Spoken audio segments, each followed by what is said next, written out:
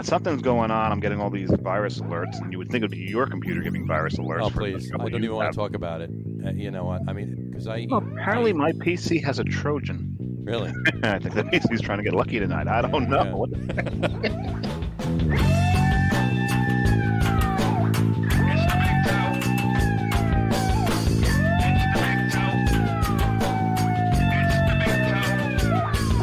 They found him face down in his waffles, maple syrup dripping from his fake rug. Who did he see when he heard who was there? Now it seems that he shit out. All right, everybody, welcome out to the Logroom Guys Craft Beer Show. It is Tuesday, August 17th, 2021. Jersey Johnny coming at you. And with me, as always, is none other than Mr. Beer Samurai. There we go. Now I'm off. There we go. All right. That way you guys couldn't hear me eating my beefaroni. Eating your beefaroni. I apologize for that technical issue there. That was awesome.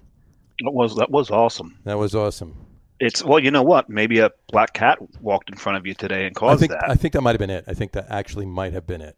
Yeah, because it is what, Black Cat Appreciation Day? It is National. No, it's not National Black Cat Appreciation Day. No, not national. Black You always Cat, put the national in front. Always got to put the everything- national. Not everything has a national in front. But you know what? Sometimes I say international, and it's actually international, so it goes both ways. The cat goes both ways? I don't know. You got to ask it. I'm not sure. Anyway, so it is Black Cat Appreciation Day. So do you appreciate black cats? Yeah, I've never run afoul of a black cat. I mean, I've had them walk across my path many, many times and not had anything bad happen. But then again, also Friday the 13th tends to be one of my favorite days. Good things usually happen to me on Friday the 13th, so I don't know. There you go. It's kind of weird, actually. And last Friday was Friday the 13th, as a matter of fact. Yes, it was. It was. Yeah, and that was Carrie's birthday. There you go. So happy birthday, belated. Belated? To Well, you were there. You already wished her a happy birthday. I did. Well, I didn't wish it on the air, so I'm just doing it now. Well, we weren't on the air that day. We weren't on that. We actually had just coming back from vacation. Uh-huh. But you know, it is what it is. It is what it is. It is what it is. What is the meaning of this anyway? Just curious. The meaning of is. What is the meaning of is? Well, it depends on what the meaning of the word is. Could you define the word is, please, for me? If is means is and never has been, that is not. That is one thing. If it means there is none, that is a completely true statement. True. I'm actually quoting Bubba. Yes. Ex-President Clinton. Ex-President Bubba. And he was being impeached. Could you define the word is, please? Yeah, he was being impeached for his cigar usage. His cigar usage. Is that one pre-dipped? No. This one's not dipped at all. It's natural. You know, I mean, port, Scotch, bourbon. Those are one thing, but you know. Oh, that's what I meant. Well, if that's the case. No, yeah. I dip that as I light it. I don't. But it was funny. But he was being impeached, and someone used the word "is" in a question. I haven't been able to find the exact question, and he asked him to define the word "is," and it was hilarious to see them so flabbergasted by his follow-up question to their question. I don't think he ever wound up answering the question. I don't think I think it was his name. Yeah. So, in any event, and that note, so why don't we bring our guest to this raucous beginning to this show so far? Why don't we should? Why don't we bring our guest on? Who is he? Our guest tonight is Mr. John Kleinchester from Two Roads Brewing in Stratford, Connecticut. Hey now, this guy right here. You might have seen him for a brief 2 seconds when I went to click Dave's mic and click John's feed instead. I just wanted in so bad. Sorry. I missed that. I was really concentrating on my They're right next to each other, so that was my mistake, though. I take full responsibility for that. So, anyway, how are you, John? How are you doing today? I'm great. Thank you guys so much for having me on the show. I much appreciate it. I'm happy to be here. No, we're happy you came on. Definitely. I mean, we've been wanting to have you on, and definitely want to get some Connecticut brewery exposure too on the show. I don't think we've done a brewery in Connecticut yet, have we? No, I do not believe we have. No, I believe you're right. This is the first Connecticut. There you go. So, breaking the seal. Breaking the seal. We've talked about that already. So. Yes, we did. All right. We've mentioned that. Might have been a few minutes before. We also know that's the name of Carrie's Instagram. Breaking the seal, yes. Yeah, my girlfriend, she likes it. If there's a cool bathroom in a brewery or a bar, she'll take a picture of it. And then she posts that on Instagram under the hashtag Breaking the Seal. There you go. That's awesome. Yeah, that's cool stuff. She's been doing that for years. Brian Alt wants to say, what's up, boys? Our producer. What's up, Brian? Saying, we'll tell you about that in a second. And he said beertography himself right there. Beertography. Speaking of hashtags, yeah. Hashtag beertography. Oh, is hashtag beertography is your Instagram? Yeah, that's kind of how I backdoored my way into the beer business. I've heard of people backdooring their way into businesses before, but they're not photography. So not maybe with Instagram. Maybe with cigars. Why don't we open a beer, and then you tell us how you did that. Right. Are we supposed to be drinking beer? That seems out of place for the show. I don't know. Well, I mean, we sometimes we do. Occasionally. What's weird though is we rarely ever drink lagers on the show. Yes, we rarely drink lagers. I'm drinking one tonight. He's drinking 3. I'm drinking. Well, if we get to 3. If we get to 3, yeah. If I get to 3, at least 2. At least 2. But we're coming up on lager season, so we're going to have a lot more of them. So this is true. So all right, who's going first? Who wants to? Well, John, guest of honor. Why don't you? I get to go first. You get to go first. So I figured we all have something in common tonight. Sounds like we were all in Maine very recently. And I know we're going to get into that a little bit later, but I want to add to that theme. So I brought back some Maine beer, but unfortunately, this is the last one in the fridge because that's how I roll. There you go. So I wasn't really it wasn't a lot of selection to pull from, but I went with Bissell Brothers Baby Genius Ale. Very nice. It's not a bad thing to be left with. No, and it's a small start, so I don't have to ramp up too quickly. So there you go. That's only a 4%, right? Yes, that is correct. It was a perfect beer for floating on the lake that we were at up in Maine. So there you go. Where'd you go? Lake? Yeah, which lake? So technically it's called a pond in Maine. Yes, they are ponds up there. Yeah, very strange for this Jersey guy. But it's called Bonnie Eagle Pond, and it's just south of Lake Sebago, which is ginormous. Yeah. Been doing it for years and years, and that's the only problem is that it's so beautiful there that it's hard to leave and actually go to breweries. So, right. You have to wait for a rainy day to go out there. So I'm going to pour this. Is that okay? Yeah, pour away. Yeah. Go for it. All right. What are you? Let's see. Lake Sebago. I think we're. Well, there's a brewery. Oh, nice haze. That's pretty. Yeah. There you go. Cheers. Oh, I'll wait for you guys. I was going to drink. There you go. I'll wait. All right, Dave. Okay. Samurai, what are you pouring? Well, I just got back from Maine very recently, not as recently as John. John targeted his Maine trip mostly to Portland. Right. We went up to Acadia, but I didn't bring back. Well, I brought back a whole lot of Maine beer, but I'm not drinking any Maine beer on the show. Actually, no, that's not true. Yeah, no, everything I've got is actually from Massachusetts. You're drinking Massachusetts beer on the show tonight. Well, you had to go through Massachusetts to get to Maine, so it's kind of part of the trip, Yeah. Either that or it's very, very roundabout. And technically, you left Maine after I did because you were in Maine longer. We went down to Boston. Yep, you got to Boston on the 13th. We left Maine the morning of the 14th. Yeah. So, but what I did is... Now, everybody knows that there will be a quiz later, so remember that. And I'm taking notes. Including a map. You have to point out Lake Sebago on the map. Just go to Maine, look for something ginormous. So, the really big blue area on the map, just look a little below that. That's the pond that John was at. Correct. What eagle pond? Bonnie Eagle. Bonnie Eagle. Bonnie, Scottish for a pretty eagle, huh? Sure. Bonnie? I don't know. Works for me. But on our way back, we stopped in Amesbury, Massachusetts. What's in Amesbury, Massachusetts, you may ask? A couple of breweries. Yes. One is Beowulf. We stopped there. They have skee ball. They've got a pinball machine. They've got a video game. But the beers were video good. Game? They got 3 video games, actually. And one of them actually can run like 6 of the classic ones, I think, something like that. Oh, one of those kind of things. Yeah. Right. So, but around the corner is a place called Brewery Sylvaticus. This is one of our favorite breweries on this trip. Big surprise, never been. And this beer here, quintessential. Wound up ordering this after seeing it poured. I don't think I'm going to be able to pour it as well as they poured this thing. Hopefully I can get... You can't pour it as well as they pour it? I don't think so. Because they did the classic wait for it, and then... Oh, that type of pour. Straight down the middle to get that nice head on there. It's actually not too far off from the way it looked and what really... Oh, I'm not even showing it. Ooh.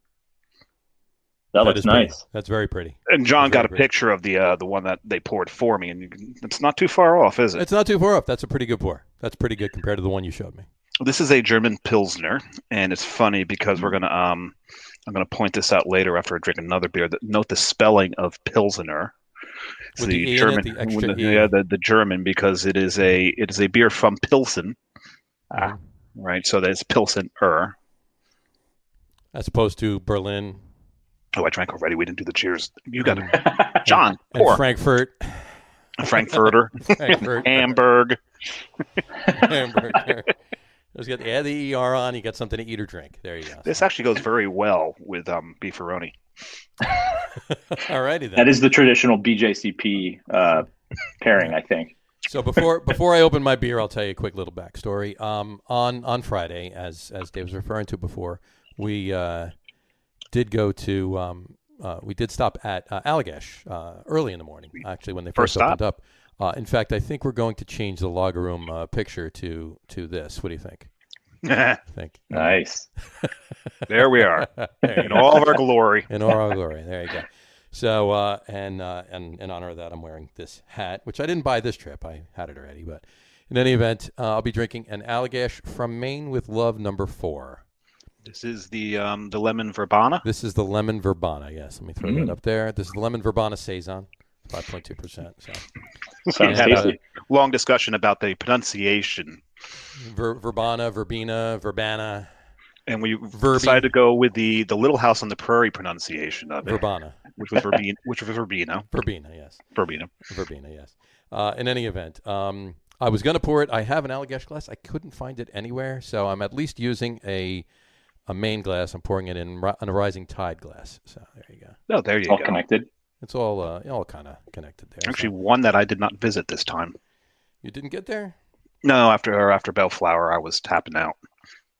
That's right. You did say that. Yep. Oh, and I'll be remiss to if you notice the shirt. This is how much I like them. I got to get the shirt. There you go.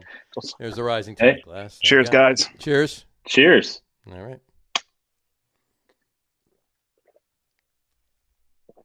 Oh, that's so pretty. Oh my God, that's so pretty, that beer.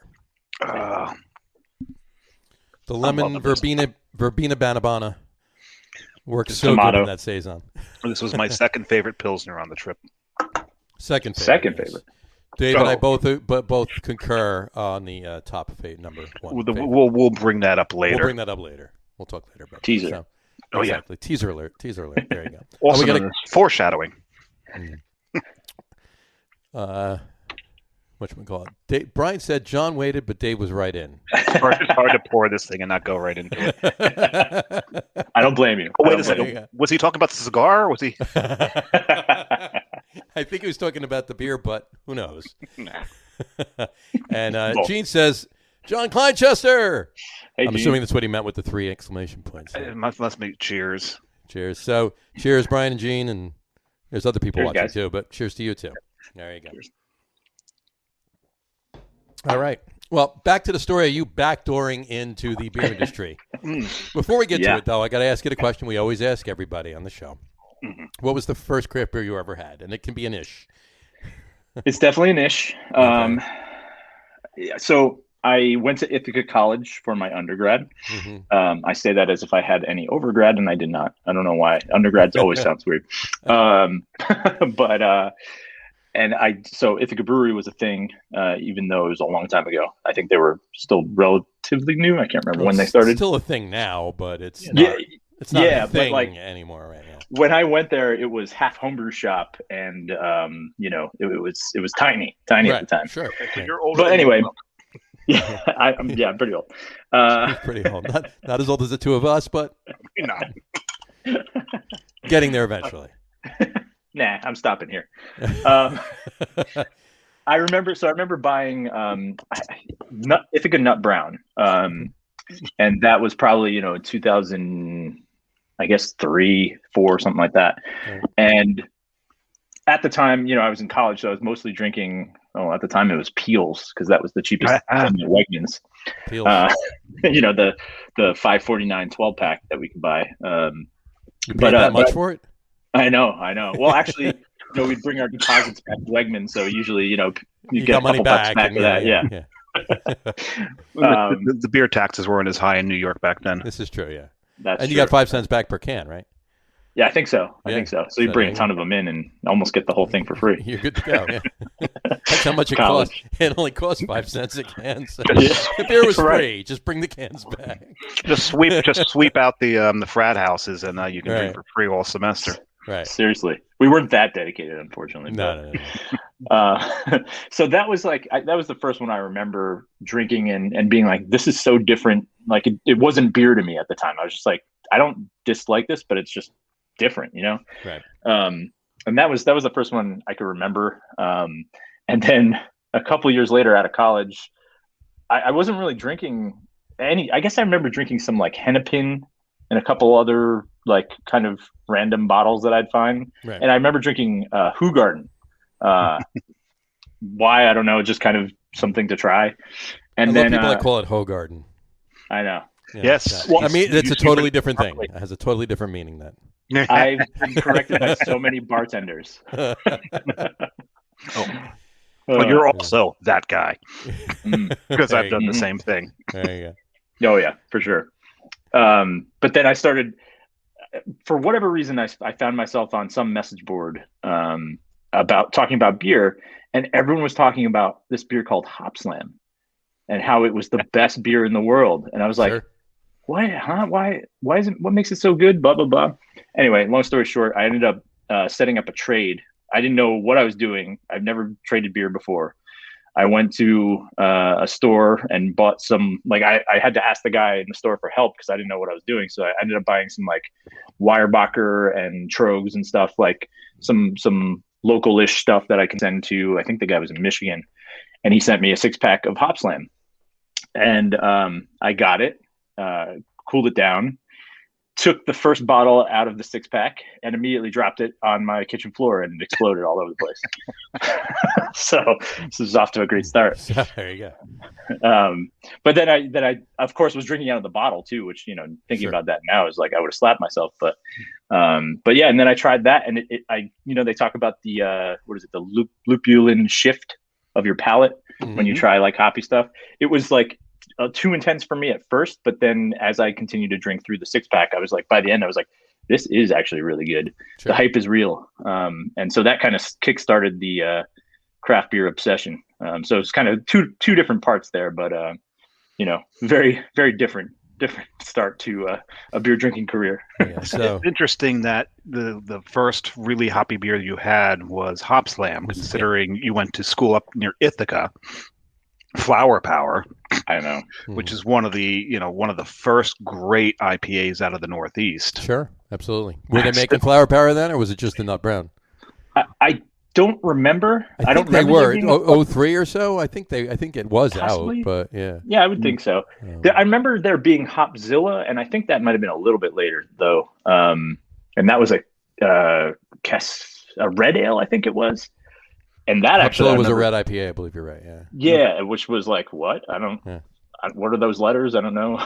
It's a red IPA. What? Yeah, right. Red IPA. And then years later, you find yourself in a bar explaining to everybody why an India Pale Ale is not actually from India; it's from England, and this is why. Right. Oh, I love that conversation. That's a great conversation. But it's funny that you could still have it today. There's still people that you need to tell that conversation. There's people that drink IPAs. Like they're and I don't mean New England IPAs. I mean actually, hoppy, West Coast IPAs that don't know that story. So it's cool to have that with them. Well, you think about it, you get the a lot of breweries for the whole it's Indian thing with like we'll take Avery's the Maharaja, so and a lot of the names have like an Indian cast to them. Sure. Not CASTE. That's a double entendre. But so it kind of gets forwarded along by that. But who can blame them? You need, with all the good names starting to be taken up and gone, you need to come up with something new. That's true. You do. That is definitely true. So, all right. Well, that was good. So talk about your backdooring into the business. Talk about your. I'll never live this down now. Yeah, no, go for it. So from there, I did some more beer trades and things like that. Just trying different things and kind of exploring. I specifically remember I was working in Manhattan at the time, and I remember taking the train to Brooklyn into Park Slope to the store Beercraft. Mm-hmm. Sure. And unfortunately not around anymore, but one of the first kind of beacons of at least that I was aware of as far as beer stores, that they had amazing selection. And just to further how embarrassing I was to start out, I walked in there and someone came up and was like, "Hey, can I help you?" And I was like, "Hey, do you guys have a Hop Slam?" And thinking back now, I mean, now it's distributed in New York. Bell's is distributed in New York City, but at the time it was not. And they didn't laugh at me, but they were like, "No, you could probably find something similar, though." Right. It's embarrassing in retrospect, I guess. But it depends on who you talk to. I mean, not who you talk to about it, who you were talking to then at the store. Right. Hey, if it was somebody that was understanding. No, it's not distributed here, dude. But hey, I can get you this, blah, blah, blah, blah. So, they were very understanding. Yeah. I did something that was probably even more impossible. I went into a liquor store and asked for a West Veteran. Ooh, that's definitely top. Were you in Amsterdam? Is my question. I was in Booten. little further west from Amsterdam. So. Just a little further west. Yes, it was. Of course. Where else? If anybody would happen to be those guys, but no. True. And those guys might have had it, in their personal. They may very well have had it there, but they weren't selling it to you by any means. So. That's awesome. Spent a lot of time on that wall. There you go. Yes. We anytime we have the Belgian conversation, we get into it. I say West Veteran is delicious, but I prefer a couple others to it. But we'll get. Yes, you're aware of that. We'll get into that. We've been there. We've been there. We've been over it. So. But it's a great beer, nonetheless. Anyway, so continue. Oh yeah. So at that point I was I just wanted to remember. So that this is obviously pre-Untapped. This is probably I guess 2008-ish, maybe 2009. Right. And I just started. Every beer that I'd get a lot of single bottles at the time, and I would just literally take a picture of every single one, and just a simple, point and shoot camera, just whatever against the wall. And I just wanted to remember what I was taking or what I was drinking, so I could, kind of catalog it a little bit. Sure. This is pre-iPhone, I guess, actually. So that's part of the reason why. And then and I was like, well, now I have all these pictures. What am I going to do with this? And I was like, you know what? There's people doing blogs and things like that. Why don't I just do like a simple like beer photo blog? It doesn't have to be anything fancy.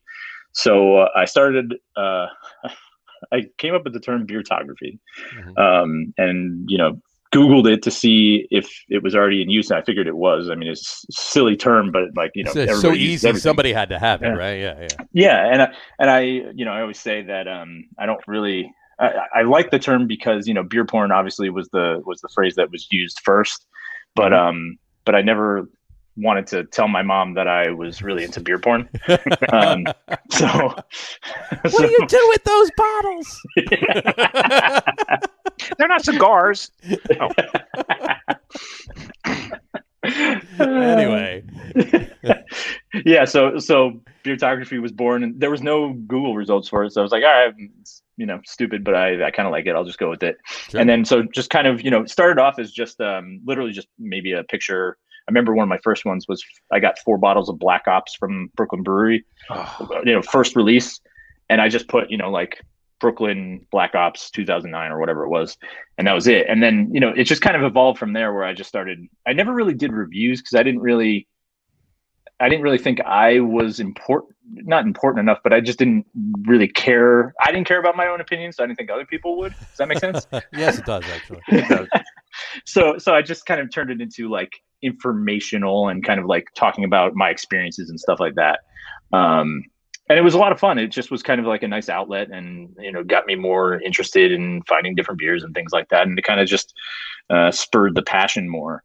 And then it kind of increased from there where, and I don't really know how this happened. It was Twitter at first, because Instagram wasn't really too much of a thing, but now you were on just Twitter first that you were that's when we first started. Yeah, exactly.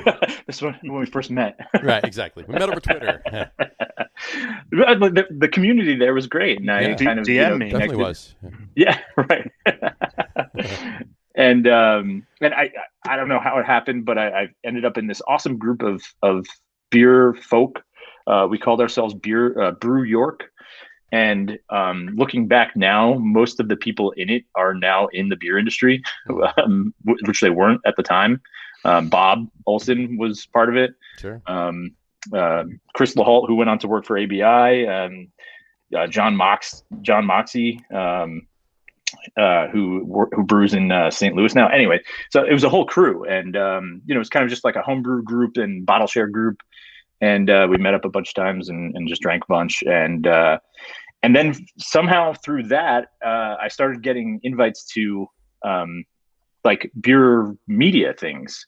Like all of a sudden I was being treated like an actual journalist, which I've never been anything close to an actual journalist. You kind of were, though, John. You really, I mean, I know it's tongue in cheek, but you really, at that time and what it was and in what you were doing in that particular genre in its infancy, so to speak, you kind of were actually. So I guess to a certain extent, but I could never accept it. I was just kind of like, I was kind of at every event, kind of like being like, when are they going to throw me out of here? But yeah, it was just cool. Go until they do throw you out. Right. That's basically what I did. Exactly. And then until you make it. Yeah, 100%. That's exactly what it was. Because beertography.blogspot.com at first, not the greatest credentials for a journalist, I guess. But then through that, it is what it is. It is what it is. What it is. And you obviously did better by it than beersamurai.blogspot.com. Hey, gotta love that blogspot. Exactly. Classic.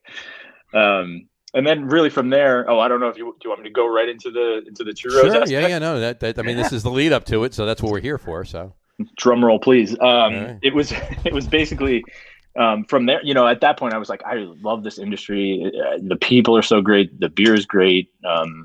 I was working in television at the time and hating it. And I just was like, this is so for me. So I kind of, made it clear to anyone that would listen that I was looking to get into the industry. And I have to shout out Mr. John Hall, because he's one of the guys from Brew York that I had met in that group, and he's kind of the one that helped connect me to Two Roads. Speaking of a journalist. Yeah, really. Right, an actual journalist. He's a real, actual accredited journalist. He's an actual journalist. Yes. That's what he's told us. Yeah. Or so he said on the show, but right. We believe them. We're vetting it. So. It's taken a while.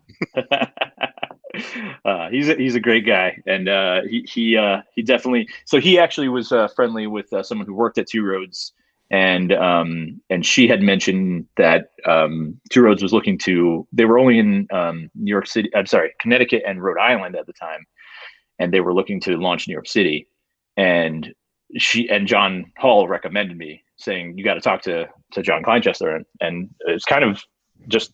I mean, I guess there's a lot of luck and just the connection there that really got things going, because most people, honestly, who get into the beer industry, go a completely different route. They're bartenders, bar managers, retail managers, and that kind of route is the more traditional route, and then distributor reps.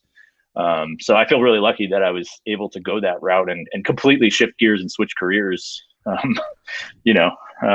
into something that I really love. So that was fantastic. That's awesome. Yeah, absolutely. Yeah. So, yeah. But so now Two Roads is in a lot of other places, not just Connecticut and Rhode Island. So, and you have a lot to do with that. So, not everything to do with it, of course. I'm just saying, right. But you have a lot to do with it. I'm a part of it. I'm a part give of yourself, it. Sure. Right. Give yourself a little bit pat on the back. Yeah. Exactly. So, yeah.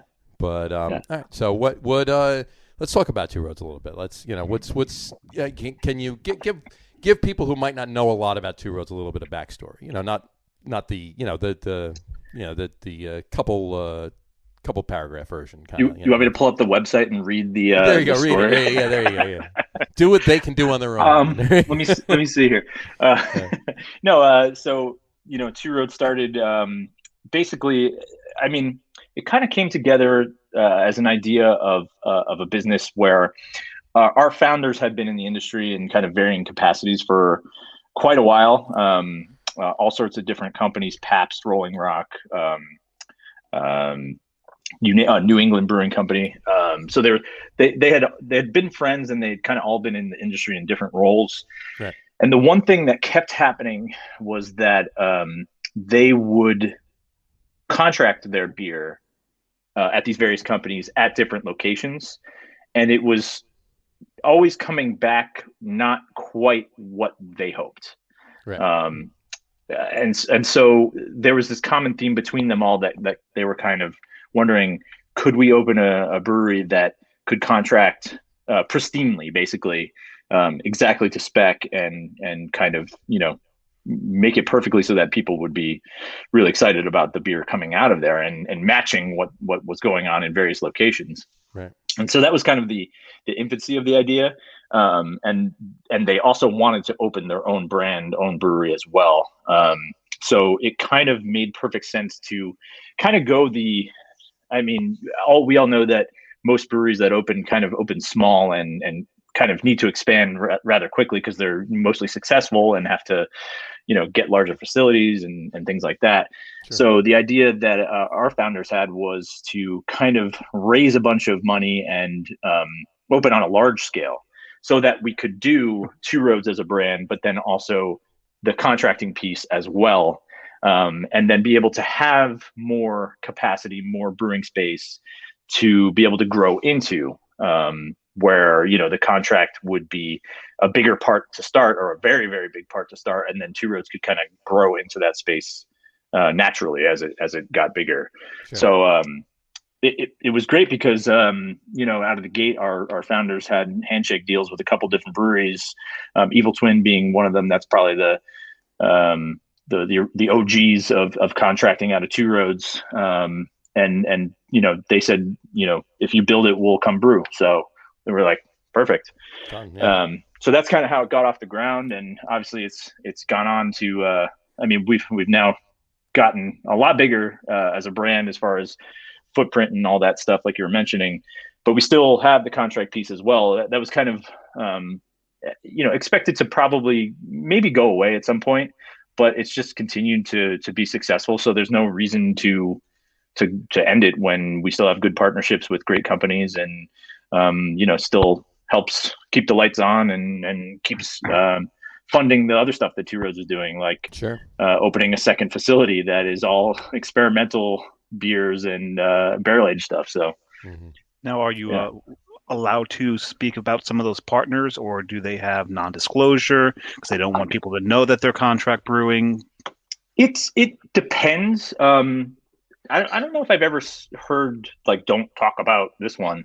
Okay. The Two Roads sales team doesn't always necessarily know everything that's being brewed there, just because it doesn't really pertain to us. But when we walk through the brewery, we see the cans and things like that, and most people who can take tours will see those too. So it's kind of like you can't really hide that too much. Right. Right. But, it's really hard to hide a Lawson's can. Right. Exactly. Wait, what are you saying, Dave? Well, almost everyone knows that Lawson's, some of it comes out of Vermont, but a good chunk of it comes out of Connecticut. Yeah. Well, a sip of sunshine anyway. So. Yes. Yeah. And it's got a rim around, a different colored rim around the top of the can when it comes from there, I believe. I don't know about that, but Sean Lawson puts on every can of Sip of Sunshine. You can look in it. It says brewed at Two Roads Brewing, Stratford, Connecticut. Right. So he wants to be, as far as I know, he wants to be the very transparent about that. Above board about it, transparent about it. Yeah. Yeah. But if some other contract brewer comes through and doesn't want that, then we're like, okay, no big deal. People will see it on the tour, but you know, that sort of thing. So it depends, but yeah, for the most part, I don't have any direct involvement with contract brewing. It's just a part of Two Roads. So we talk about it, but we've always kind of said Evil Twin Lawsons are kind of among the most obvious, I guess. Right. So exactly, and that's that's kind of where you were going with that. I mean, that from what I know, that's how they came up with the name Two Roads, right? Two Roads to. That is correct. Did Two Roads did you know that, money. Or did I tell you? you told me that years ago, but okay, yeah. Good memory. Yeah, well, the one little fact that I like to tell people about, I'm wearing the Area 2 shirt, so I can't show off the logo, but if you look at the Two Roads logo, it's actually two right arms. It's not one person going like this. Right. So it's actually supposed to be two different people crossing arms. So it's supposed to be two different aspects of the business, two different partners, doing that. So that's kind of a cool little Easter egg of sorts. There you go. The logo. Yeah. Definitely something to look for. Yeah. Cool. Yeah. Awesome. That's great. So, we always heard about that. So we talk about the Area 2. You just brought up Area 2 on your shirt. So you kind of mentioned expanding into the experimental facility, so forth and so on. Yes.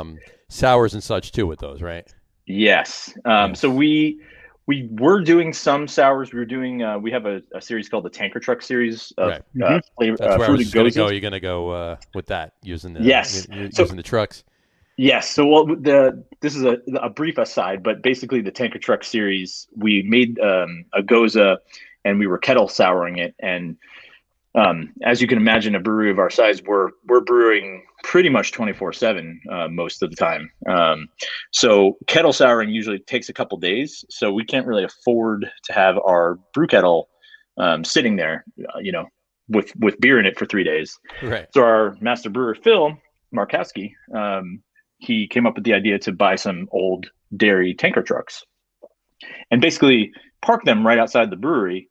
So when we make those Gozas, they get pumped out into the tanker truck and inoculated with the sour bacteria out there, and we continue brewing other stuff in the meantime in the main Two Roads facility. So that was one of the earlier sours that we did, but that's not it's not that Goza style doesn't have the danger of infection that a lot of the other like super wild ales do. Sure. So, so we really wanted to have a separate facility that would be safe and away from the main facility, that we could really get like funky in. So whereas Two Roads is, we could really get down. Yeah. Get down and get funky. Yeah, exactly. That's exactly right. And we wanted to make sure that was away. And the Two Roads main facility is in an old, over 100-year-old factory that we revitalized. Huge so it's factory. Like really, yeah. It's really cool, but it's real. Got that old kind of character to it.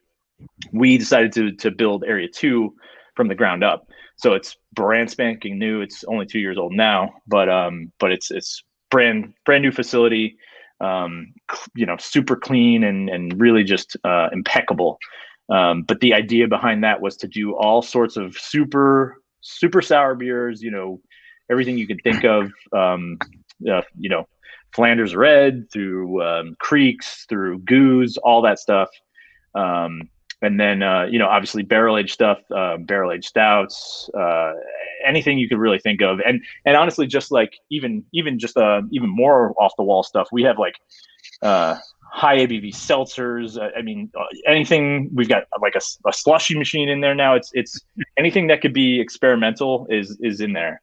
And one of the coolest parts, we're talking about Allagash before. We have a cool ship, much like Allagash does.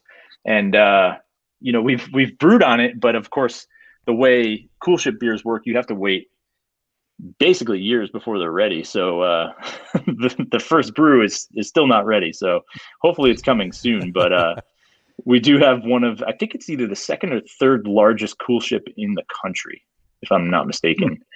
But yeah, I don't know. Third largest, it's either second or third. I can't remember. I think second, but I could be wrong. Behind. I know New Glarus has a. I think they're number one. If I'm That not would make sense. wrong. Yeah. Well, we know of at least 2 cool ships in Connecticut. There we go. Wait, what's the other one? I don't even know. OEC has one. Oh, well, that makes perfect sense. Yeah. I still have not visited OEC, which is crazy because they're so close, and I hear many good things. You're gonna piss off. You're gonna piss off our producer. Oh no! Yeah, It's one of his favorite Connecticut breweries, behind Two Roads, of course. Of course. Well, listen.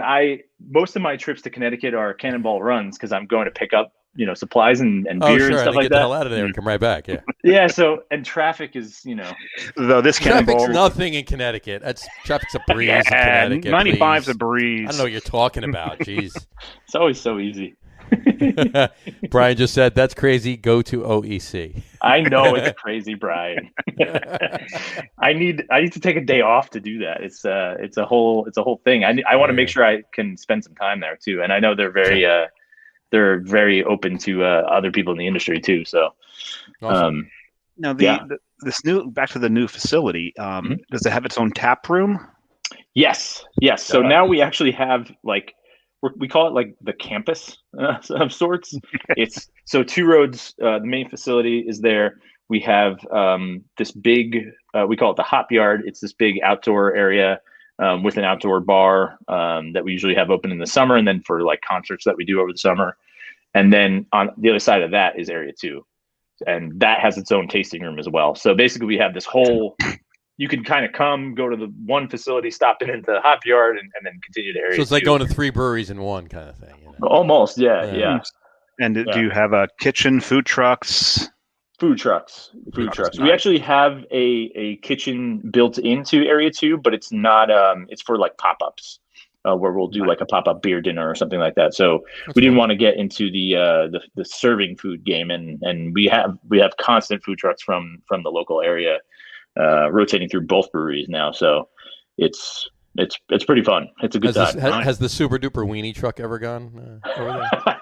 I don't know. No, all right. They're right in Fairfield, and probably then. Yeah, they started with a food truck. It's the guy's name is Gary. He started with a food truck. He was actually on Diners, Drive-ins, and Dives about 12 years ago. Yeah, and we go up there all the time. So. Oh, nice. And I always, if I don't bring beer in, he's like, dude, you're not bringing beer in? Not that he wants it, but I always bring beer in. So if I walk in there without beer, he's like, are you all right? That's funny. But he's good. The hot dogs are great too. Check it out. They're awesome. So you got to stop. Just right off exit 24 on 95 on that easy driving, non-traffic road 95. Mm-hmm. Quick rest stop. Exactly. Yeah. There's no Connecticut troopers on that road at all. But definitely not. But he's great. No, he's got great hot dogs there, and they're all different. That's the Super Duper Weenie truck. It's not just a truck. No, it's a building. He's got a building there right off of it. He started with the truck, and then he opened the building. Oh, you asked him if he had the truck there. No, but he has the truck. He can't move the building there. No, he still has the truck. He goes around to different things with the truck. He has both. I gotcha. It's not just a pickup truck with hot dogs in the back. It's not just a pickup truck with It's not an old El Camino with a little hibachi. Hey, you want a hot dog? No, but Gary's great. He makes great hot dogs, and he's got a New Englander, he's got a New Yorker, he's got a Cincinnatian. He's got a Chicago. He's got a Chicago. He's got a Californian. Yeah, the Cincinnatian is great. He's got Cincinnati chili. So it's all the different levels. There's no spaghetti. That's the only thing that's missing. Because that's what they do in Cincinnati. They put spaghetti under the chili. Spaghetti. Starts with spaghetti, then the chili, then the onions, then the cheese, and I haven't tried it, so I can't poo-poo it. But I've had Cincinnati chili in Cincinnati before, and then afterwards you poo-pooed it. No, I actually didn't. I was shocked, actually, to be honest with you, but it was actually good. It depends on where you go, I guess. But in any event, I'm opening my second beer. Yeah, let's open our second beers. All right. By the way, Brian said, talking about just quick referring back to your experience, John, in Beercraft when you walked in there for Hop Slamming and didn't have it. Brian commented, it's embarrassing now, but it shows about the understanding of the industry over time. That's true. It's a learning process. Absolutely. It totally is true. Absolutely. It's everybody, like we were saying before, the people you talk to about what is IPA, and then, who knows, 5 years from now, they could be a head brewer somewhere. I mean, it's totally possible. Absolutely. So, All right, John, what's your next one? Actually, I was already pouring. So all right, go ahead. All right, Dave, what's yours? So I'll throw it up because I know what it is. So. You know what it is? It's another Pilsner, and I didn't pour it the same way as the other one because this glass has got a different shape to it, and I may lose this. So this is a Czech Pilsner from Treehouse. Yes, they actually make a Pilsner. And as I pointed out the spelling of the German Pilsner, the Czech Pilsner has only the one E. This is true. Because it's actually from the town of Pils, not the German. I guess the German name for Pils is Pilsen. Pilsen, sure, absolutely. So I've there you got that go. Ship shape, 4.8% Czech. Ship shape, yep. Very nice. So this is actually my first taste of it. So I'm going to pull with John here. And wait. No, not wait. I'm going to get the obligatory picture. You got to get the obligatory picture. Yes. I'm trying to do it like this and get some of that in there. There we go. So that's for the Untapped check-in. Nice. So John, what do you got there? So I had to at least go a little on brand for tonight. I wanted to start off with the Maine, but I'm mostly stocked with Two Roads, so that's what I'm shocked tonight. I'm absolutely appalled. Really? Appalled. Shocked and appalled. But I wanted to make sure I had a lager for tonight, since there you go. But so I went with one of my favorite beers that we make right now, which is Cruise Control, which is our Helles lager. Very nice. Really easy drinking. You got it right there, 4.8%. I don't know. I love this beer so much. A Helles lager. I don't know. Going to Germany and drinking nothing but Pilsners and I don't know. It's pretty amazing that we're. I mean, not to tout us too much, but Phil Markowski, our master brewer, is unbelievable. The fact that he's able to do everything from New England IPAs through creeks to pretty clear. Sorry, my fingerprints are on there, so you can't really see it, but clear Helles lagers. He's the man. I cannot believe that I get to work for him. He's not only the master brewer, but he's also one of the owners of the company too, which is great. Nice. Cool. John and I were talking about this earlier, and it came from something that was on the show with Sean Lapolito. Yep. And he was talking about brewing IPAs. And he said, brewing an IPA is easy. It takes literally 2 weeks to get it out to market. You can hide all the flaws in your beer with the hops. It's not a difficult thing. If you want to impress me, brew a nice Pilsner, a nice lager, because these beers are going to show every flaw in your system, in your process, in your brewing skill capabilities level. and your skills. Yeah, absolutely. Yep. And and finding a great Pilsner, a great lager, that's a treat. It is.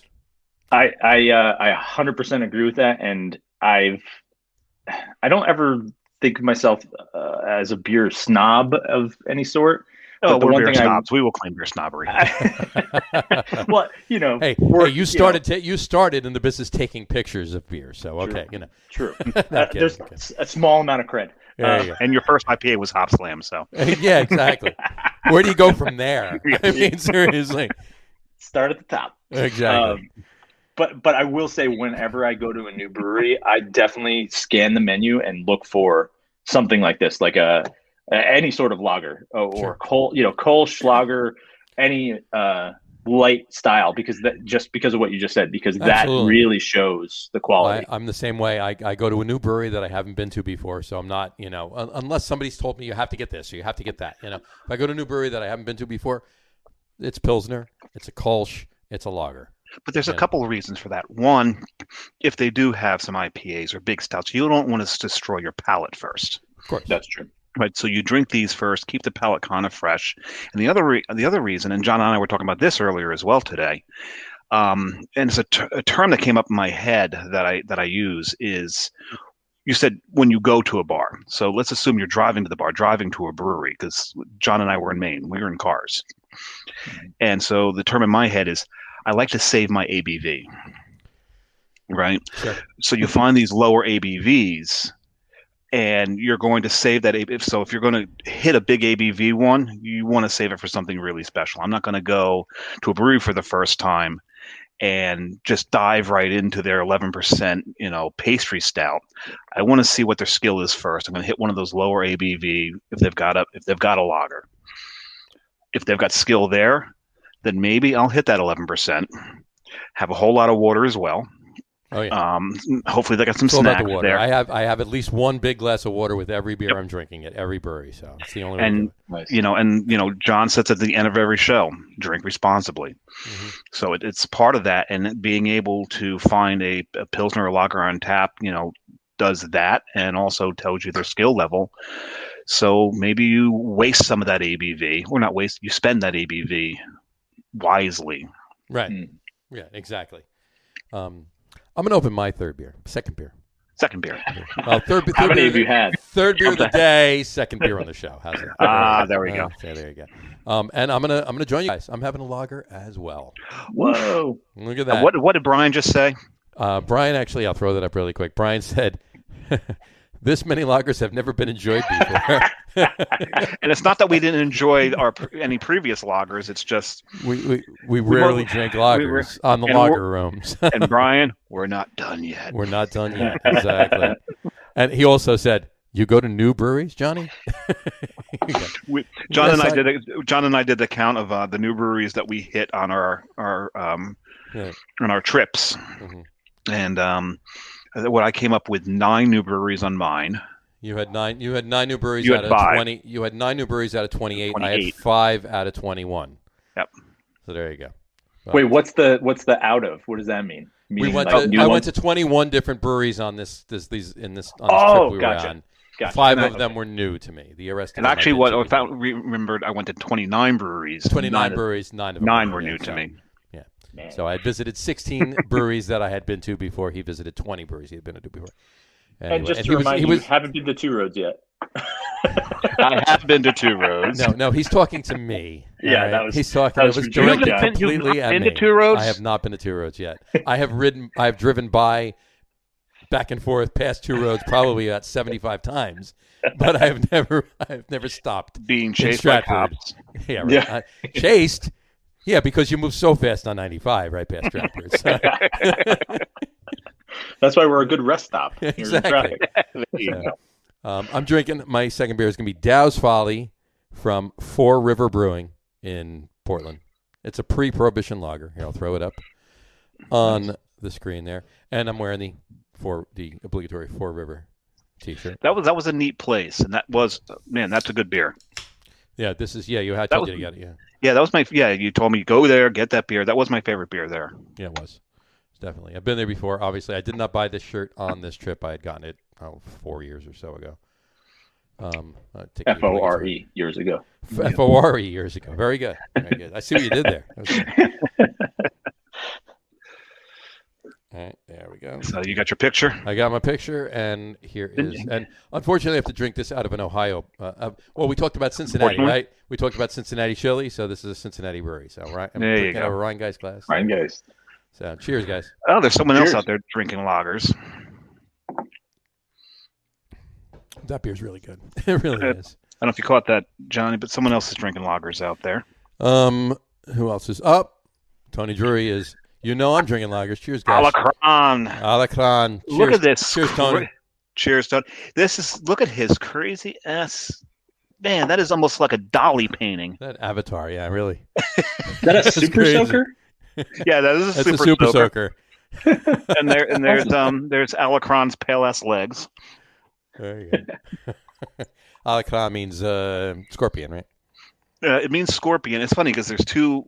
Escorpion is apparently one version, and then Alacran is another in Spanish. And I don't know the difference why you would use Alacran over Escorpion.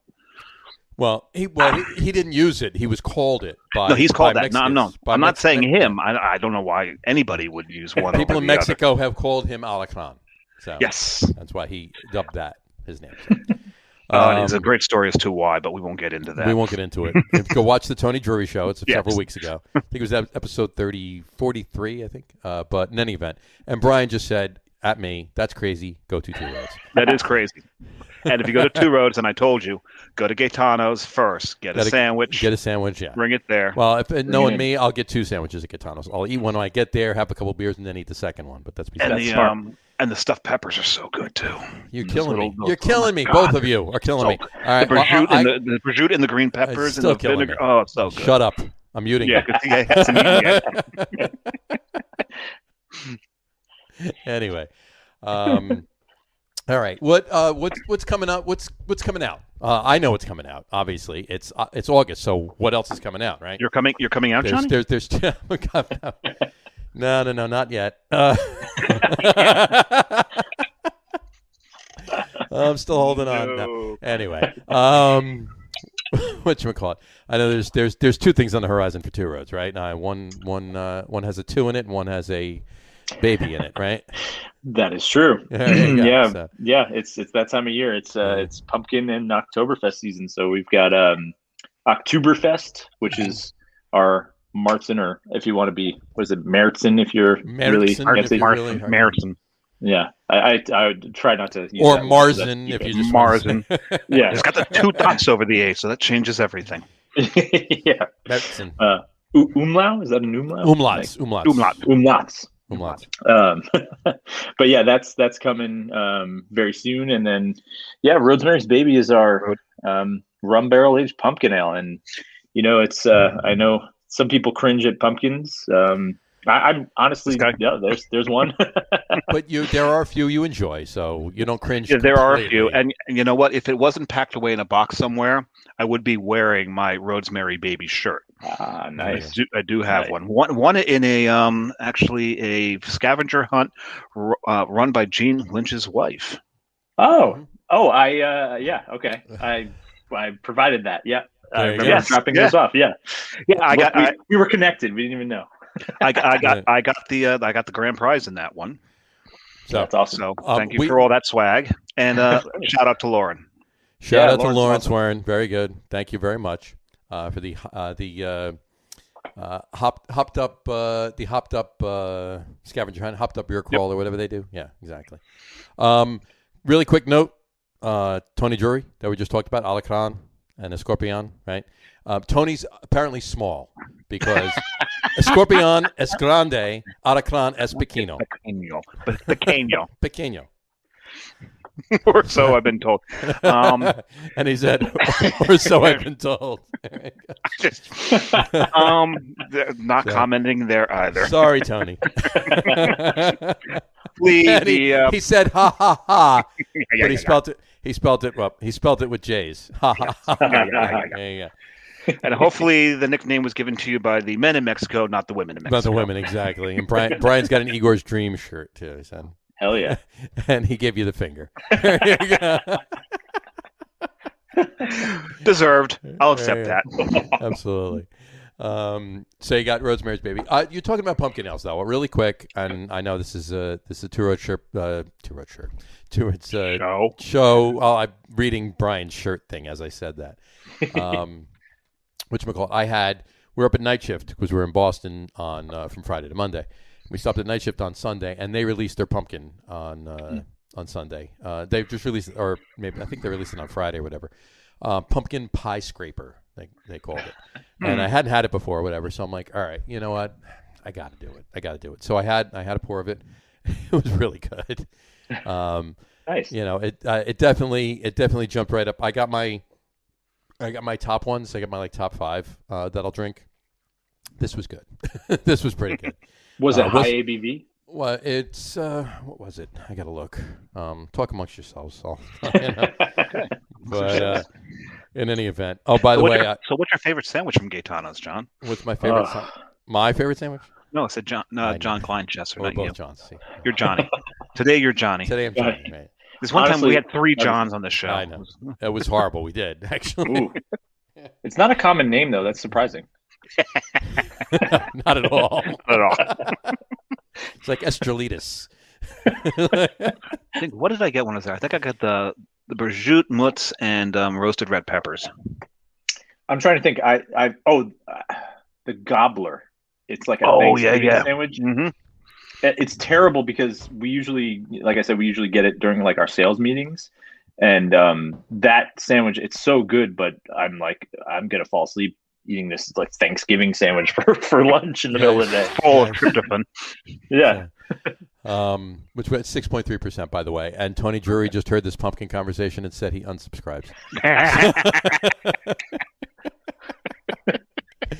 We don't drink them on a regular basis, Tony. It's just, in season, I'll have one or two of the ones that I actually do prefer, but that's pretty much it. And most of them are on the show too, by the way. So yeah, I may have one. I think you forced me to drink one last October. I didn't force you to drink anything. Yeah, you drank did. it on your own. So. I did not. Yes, because I forced you all the way from New Jersey when you were still in Rhode Island to drink a pumpkin ale. Probably still doing the shows from the roof at that time, right? I think you were, actually. Yeah, because I was too cheap to install Wi-Fi in the apartment. Exactly. So anyway, what else is on the what's on the foreseeable future for Two Roads? A lot. We have a lot of stuff coming. We have some stuff from Area 2 that I'm not allowed to talk about yet. That information is on a need-to-know basis, and at this moment, correct. Nobody needs to know. But we need to know once we go off the air. You'll tell us. Yes, 100%. Totally spill the beans. One thing I should mention, and I know we're a beer show, but we actually did just release it. So let me take a step back. We have our distiller license now. You do. And John just awesome. woke up. Yeah. Right. Are you making gin? All right. That's one way you're making gin. That's one way to get him. I'll be there. I'll help pick the botanicals. So. Well, then you'll actually come by. Great. Right. I mean, a lot of people are doing this, so it's not like earth-shattering or anything. But we did get into the RTD game, the ready-to-drink canned cocktail game, right? With a entry called Daybreaker, and I feel like it's. We want to make sure we're not just doing something to do it. We kind of make sure there's some craft angle to it. So when we got into seltzer, we made our H2 Road seltzer with real fruit. A lot of breweries can't really do that so much, or whatever. There's certain things that are involved with that where you might have an exploding it's quicker can. to use other things too. Right, correct. Yeah, and like the main ones, the White Claws and the Trulies are chemicals essentially. Mm-hmm. Additives, but anyway, so that's not real fruit. Chemicals are not real fruit. Say it ain't so. Have you had a Jolly Rancher recently? The drink, not come on, that's real watermelon for sure. They reduce it down in a pan and they freeze it, right? And it stays in that. They just need a really big enough pan to put that whole watermelon in. Love it. But yeah, so anyway, I'll shut up about RTDs because it's a beer show. But no, it's fine. No. Go for it. No, okay. Beyond the canned cocktails, and then they're your.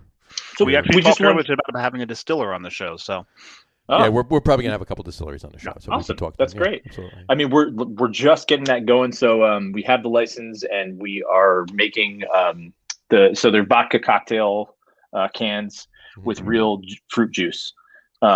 And they're pretty damn awesome. I should have totally sent you guys some cans, and I suck, and I didn't do that. But I'll make sure we get you some. But it's honestly like there's a blood orange. One of the three flavors is blood orange, and it's like a mimosa but better. It's so good. Yeah, like a mimosa but better. But probably not as sweet, right? Because it's a blood orange. Right. Yeah. And it's, I don't know. I just, obviously when I started with Two Roads, I never thought about selling spirits at all. So to have these as another just thing in our arsenal is awesome. And the fact that they're actually really good, I'm pretty pumped about them. That's why I wanted to mention. John, we have had a distiller on the show. Oh. We have. Yeah, absolutely. Yeah. Jesse. Yeah. Jesse distills too. Jesse Ferguson? Yeah. Yep. Ah, yeah. Interborough distills. He distills. He's got gin. He does gin. He does canned gin cocktails. And I've had a few of those, and they're great. They're really good. His gin and tonic. His hibiscus gin and tonic's really good too. And we had a lengthy discussion about the whiskey. And his whiskey. Yeah, he just came out with whiskey. He just released it last month, I think. They just had. Yeah, he's been sitting on it since not too long after they opened, and they finally released it. Yeah. Yeah. But it's been interesting. So, and about and about the fact that he broke his. He didn't break the thief. The thief, yeah. The man who will go unmentioned broke the thief.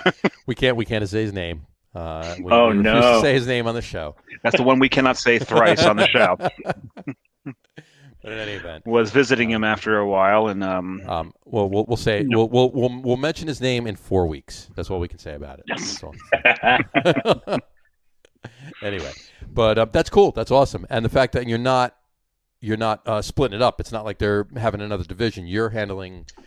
You guys are the crew out there and everything else. You're handling everything. That makes sense. That's awesome. That's really good. Yeah, it's other breweries in the past who shall remain nameless have actually split divisions up and stuff like that, and they've that's whatever. But it is what it is. We're back to that. Is what it is. It is what it is. What it is. So beyond that, more beer wise or there we go. That's what we should do. We should go up do a collab, and it'll be called "It Is What It Is." It is what it is. If that name's not taken already, it's going to be now. But can it be taken though? Because there are names there are beer names out there that more than one brewery has. I mean, you can't copyright a beer name. I mean, it's just bad form. You can obviously cease and desist somebody depending on who's brewing it. Obviously, if you decided to brew 60-minute IPA, I think you would probably have a cease and desist. That'd be a problem. Cloudwater Brewing Company has brewed one. Named that, and that's all I see. There's a lot of variants on it. I don't know what it is because life is no. The future isn't no. Those are very depressed guys coming up with beer names. It is what it is. Only Cloudwater has done that. All right, it is what it is. So we'll just call it Dave. Here you go. See, Brian was actually looking, but he said Dave beat me to it. So you gotta let Brian do his job. That's what he makes the money for. But he hasn't been with us. What, it's been like 3-4 shows? 3 or 4 shows, but he's been busy. He's on tonight, the whole show. So I mean, I've got to get used to him being back on the show. And we don't have Matt tonight, and we won't have Matt next week because he's in Denver. So is he scuba diving in Denver? He's not scuba diving in Denver. He might be thinking he's scuba diving in Denver. Yeah. No, he's got a wedding and then some beer to drink. He'll be back next week. So. And he's got some other stuff to do related to cigars. Exactly. Sort of. But we'll leave that alone, please. Right. I might smoke that later. I'm not going to dip it first. But in any event. Well, you got 5 bottles behind you can dip it in. I've got 5 bottles behind me I can dip it in. One of them is a brand new bottle that I haven't opened yet of Widow Jane bourbon. It's not brand new. You've said it's brand new on 3 shows. Well, now. It's brand new because I haven't opened it yet. That's why it's brand new. So I see. I've been sitting on it for a little over 2 years. So it's not going to hatch, John. I know. But it's anyway, so comfortable. Back to the beer coming out of Two Roads. 2 Roads coming out with beer. Go. So we went on a tangent. Wait. Yeah. We go on tangents on this show? What are you talking about? Never. Well, I mean, we've got a ton of stuff coming, but the first thing that comes to mind is our. So I mentioned the tanker truck series, the Goza line before. So we do passion fruit and a Persian lime Goza year round now. Passion fruit and Persian lime. Passion fruit and Persian lime. That actually sounds really good. It does. Sorry, so those 2 different passion fruit Goza and Persian lime Goza, not together. You're welcome to blend them if you like. I'm totally going to blend them. Yeah, I got to blend that now. Are you kidding me? Yeah, now because it is what it is. No. See, that's what we're brewing. The collab, it is what it is a passion fruit Persian lime Goza. There we go. See, I'd like to transfer that over to Area 2 and make it tequila barrel aged if possible. Done. Oh yeah, absolutely. See what happens here. See what this is. We'll be up there in a few weeks. You let us know. We'll be up. We'll bring some beer to drink while we're brewing it. We're good to go. Have them look at their brewing schedule and we'll sneak us in there. There you go. I'll find a slot. There we go. All right. Just not like not the coveted 3 a.m. slot. We don't want to do that. He's holding back so strong. Yeah, oh God. I was going to say, no, I'm not going to leave that alone. I knew you were. All right, should I pull this up again? Yeah, there you go. All right. Why don't we get to our top? When it's not going to play on the audio podcast. Exactly. It's not going to. Folks, I'm holding up a cigar. That's what I'm holding up. Now there's a way to transfer that. Audio description. Exactly. You need a voiceover. All right. There you go. Anyway, all right. Why don't we do our top 3s? Oh, yeah. Before we get to our top 3s, 1 second. Brian just posted. He goes, Threes has an interesting beer name. Are we there yet, or did we even start, or did it end a long time ago? And where is there, and does it yet assume a linear progression of time? And was it so bad about here? And what was so bad about here anyway? They fit that on a can? Apparently it's a tall boy. Right? So, anyway. You're opening a third beer for your top threes? Oh, hell yeah. All right. As well. I'm still, since I opened mine, my second one way after you, I'll keep drinking this one for now. What's yours? I thought you were going to pretend to drink a third. I'll pretend. Yeah, there you go. There we go. What's your third one there, Samurai? I had to go back to these guys. And this is one to make John jealous because it's his favorite style. I hate you. Mm-hmm. This is the black lager called Oblivion. This is... Wait, is it called Oblivion or is it called Oblivion? Should be UH Oblivion. There you go. Oblivion. Oblivion. This is so roasty, toasty, chocolatey, yummy, delicious. This is right in John's wheelhouse. Schwartz beers are one of my favorites. So. And I may or may not save a can for John. Thanks. It's a very popular style. Yeah. Because I can drink Schwartz beers all day. I think I had one on, or actually we went to order one on Thursday night. We were both going to order one on Thursday night, and they ran out of it. Yeah, that was at Navarre Res. Navarre Res, yeah. Yeah, I love that place. So anyway, what do you? Yeah, they were out of almost everything we tried to order initially. My first 3 beers I asked for, they were out of. Well, that's a good sign, right? Because they were good beers, so we were picking the right things. They ran out of them. So. Good taste. Exactly. Did wind up with a Flemish red, though. You did. Yeah, I had a couple of German styles. They were good. Really tasty. Anyway, John, what'd you pour? You pouring your third one, or? Yeah, I did. So I went with one of our newer limited beers. This is Tubular. It's a West Coast. Tubular. Of course. Right. We got to jam 2s in wherever we can. Totally. Well, then let me fix this. Hold on one second. I need to add. What? Hold on. You had it wrong.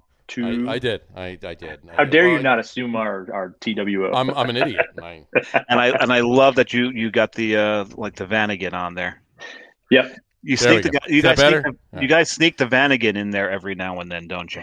Yeah. It's a part of our thing. We actually have an old VW bus. I think it's 19. That's right. It would be the VW bus, not the Vanagon. The Vanagon came later. Mm-hmm. Oh, yeah. It's VW bus. Yeah. I don't even know what's Vanagon. I don't even know. They kind of they squared it off a little bit and updated it. It became the Vanagon. It's the newer version of what. Well, the newer version, a la 80. It's still 35 years old, 40 years old, but yeah, it's newer. It's newer than that one. So yeah, we have. You might have seen it when you were there. John definitely didn't. No, I didn't see it. No. I did see it when I was there. It's an old 60s VW. That's gonna be my new hashtag. Jersey Johnny. I have not been to Two Roads. Stop giving me crap about it. The whole Facebook thing. Stop sending me this shit. Okay. Yeah, I think actually one of my favorite things that was in the swag that I won on that scavenger hunt. One of the Two Road stickers was the VW bus.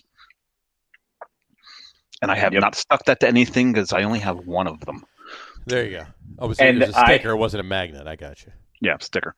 Yeah, I'm not sure we're making those, at least not right this second. So that might be a valuable collector's piece item of your history. Yeah. Yeah. Okay. Have to hold on to that, and of course that's probably in a box somewhere. There you go. So many things in boxes. All right. So why don't we do our top three cigars? Okay, let's light our cigars and do our top three. We're just not letting this go, are we? All right. Well, are you gonna dip yours first? You want me to dip mine first? I do not want. You're alone there. I do not want you to dip yours first. So, at least mute your mic first. Joe Granat just weighed in. He says, "Hey, I know that guy." There you go. I know that guy. There you go. Yeah. That's a good guy right there. How do you know Joe? How do you know Joe? Well, it's the beer industry, right? Everybody knows each other. So. Yeah, pretty much. I will say that being in the role that I'm in now, the same distributor. So true. But like the role I'm in now, I'm not out on the street as much anymore. Mm-hmm. More behind the desk, which, I try to get out there, but so I don't know as many. I feel like I'm a little bit more removed lately, but I saw Joe recently, and we got to have a beer or two, and one of my favorite people in the industry, and it's that's hopefully he takes that as high praise because there's a lot of really awesome people. So. There are a lot of awesome. Actually, yeah. Cheers to Joe. Joe's been on the show. Cheers. And he's one of our favorite people until he begs us and coerces us into stopping in barreled souls when we really just want to try. Yeah. Not that we don't mind. He is such a barreled souls whore. He loves barreled souls. Dave has stopped and got him barreled souls. Mm-hmm. I have barreled souls for him here. So. Yeah. And the thing is, I have never met Joe face to face. It's impressive. I know Joe well, so look at that. But no, I stopped. And Joe says I'm blushing. There you go. Anyway, but on that note, though, you're talking about beer. You're talking about meeting beer people and having some beers and everything else. One of the things in Jersey, anyway, is one of the bigger places to meet up with a lot of beer people at the same time. Always has been for many years now. Was the AC Beer Fest, right? Always has been. So, and I just want to prove one point to people that bust my chops about taking pictures with my mouth open all the time. Okay? I would be one of those people. I am not the only one that takes a picture with their mouth open. Okay. So I just you coerced him into doing it, didn't you? Yeah, right before this, you said, make sure your mouth's open. And I will give you $10. And you gave me $10. Where Folks was that? I don't remember. That was at Vagabond before the AC Beer Fest, like probably 4 some years ago. Gotcha. Yeah, but anyway, I thought that was something 40 pounds later. But John, I thought that was something that Jess started. She did. Yeah. She definitely started it. But that was about 4 beers in at Vagabond prior to the Friday night session. So we would just set up and everything, and we had. Oh, so you're not quite obliterated yet? No, not quite. You haven't quite hit oblivion. Not quite oblivion, yeah. Or I didn't meet any Bolivians either. So anyway, but and in any event, yeah. So that was that. I just wanted to put that up. I was actually going to use that as the picture for that's the one I used. I grabbed that off of your off of your Facebook. How long ago was that? That was. Well, I don't even know. I don't know. Wow, I look terrible in that photo. Thanks, John. No worries. Anyway, well, what would have been better, that one or if I put that one up? That's my favorite. I feel like it must have been a skinny period somehow. I don't know. Actually, after seeing the splash screen that John used, and then when you came online, like, wow, he's much better looking than John used. It's lowering expectations to start. I like that. There you go. Just build it up. There you go. Brian said, everyone that takes a picture with their mouth open when taking a picture with John. So I'll go back to the picture of us together.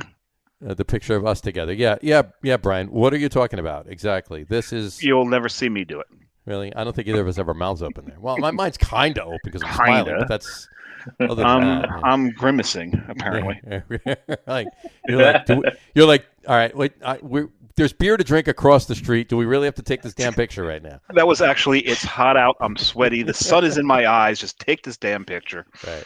John's not as bad because he's got the brim on the hat to cover the sun out of his eyes a little bit. Exactly.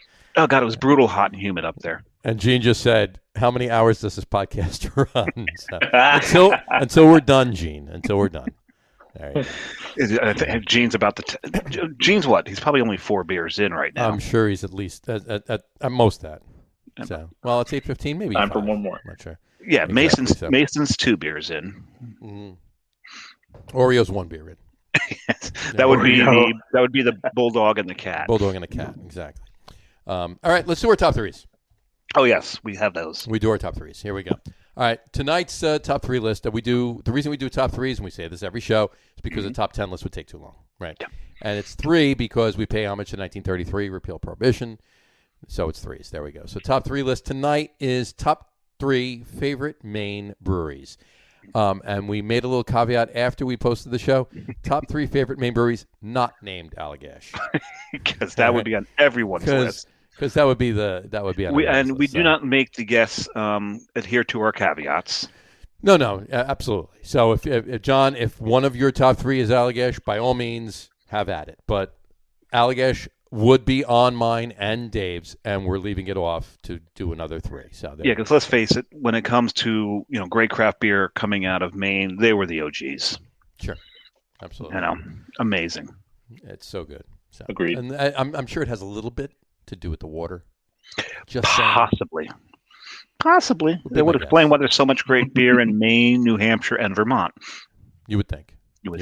So anyway, so let's let our guest of honor tonight start it off. Johnny, let us know what your top three favorite Maine breweries are. So I will not include Allagash, but I will say this about Allagash. Those guys and gals and everybody involved with Allagash, I think when we don't get this question a lot, but when we are asked, I think most people at Two Roads, like, who do you strive to be like? Allagash is the first one that comes to mind. Cool. Not that, it's definitely different because they're a lot more Belgian and all that stuff, but just their way of doing things, their passion. I've been treated so nicely there when I've been there. Sure. So I'm saying I'm not Allagash, but I'm also saying that they're great. So I'm skipping right over that. No one's going to argue. They're great. I'm not arguing. Yeah. I concur. I feel the same way. So yeah.